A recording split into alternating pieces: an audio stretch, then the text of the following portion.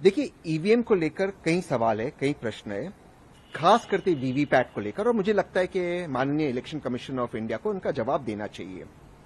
EVM को लेकर जो कुछ प्रश्न है वीवीपैट को लेकर, मैं 2016-17 से मैं उठा रहा हूं, और टाइम पर इलेक्शन कमीशन उनका जवाब भी देती है, और वो वार्तालाप उनके साथ चालू है।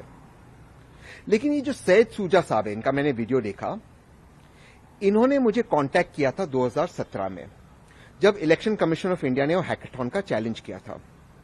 तो ये जनाब ने मुझे कांटेक्ट किया था और इन्होंने कहा था कि ये ईवीएम को हैक कर सकते हैं। तब मैंने इनसे सवाल पूछा कि आप ईवीएम को कैसे हैक करोगे, क्योंकि मुझे टेक्नोलॉजी समझ में आती।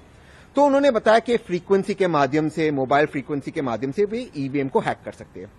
ऑब्वियसली, जैसे मैंने बताया, मुझे टेक्नोलॉजी समझ में आती है, मैं जानता हूं कि भारतीय ईवीएम वैसे हैक नहीं होता एक्सटर्नल डिवाइसेस से। तो मैंने उनसे कुछ और सवाल पूछा कि आप ये कैसे कर पाओगे।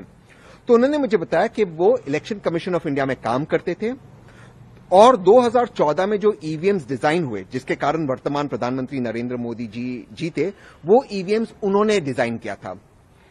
ऑब्वियसली ये बात मुझे में कोई सच्चाई नहीं लगी, तो मैंने बताया आपके पास कोई सबूत होगा इस बात का। तो उन्होंने कहा कि मेरे जितने भी मेरे साथ जो साथी काम करते थे, सबको मार दिया गया, और ये बात गोपीनाथ मुंडे जी जानते थे, और उनकी भी हत्या हो गई। तो ऑब्वियसली ये सारी बातों में कोई सच्चाई थी नहीं। मुझे लगा ये थोड़ा सा मेंटली डिस्टर्ब व्यक्ति है, और मैंने उनसे कोई राब्ता नहीं बनाया। वो मुझसे रूबरू होने की कोशिश कर रहे थे, लेकिन मैंने उनसे कोई राब्ता नहीं बनाया।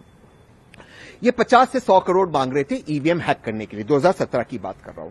जब मैंने पूछा इतने पैसे का आप क्या करोगे, तो उन्होंने कहा कि देखिए, इजराइल हमारे ईवीएम्स को हैक कर रहा है, हमें इजराइल के खिलाफ लड़ना है।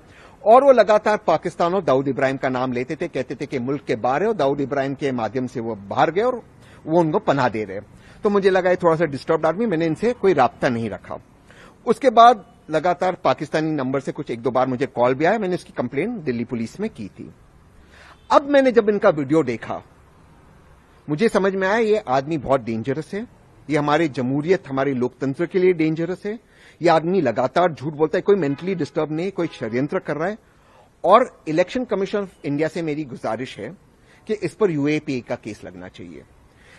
देखिए, ईवीएम को लेकर मैं अब भी कहता हूं बहुत सारे सवाल है, और इलेक्शन कमीशन को उनका जवाब देना होगा, लेकिन ये जो व्यक्ति कर रहा है, इससे देश को नुकसान पहुंचेगा, हमारी जमहूरियत को नुकसान पहुंचेगा।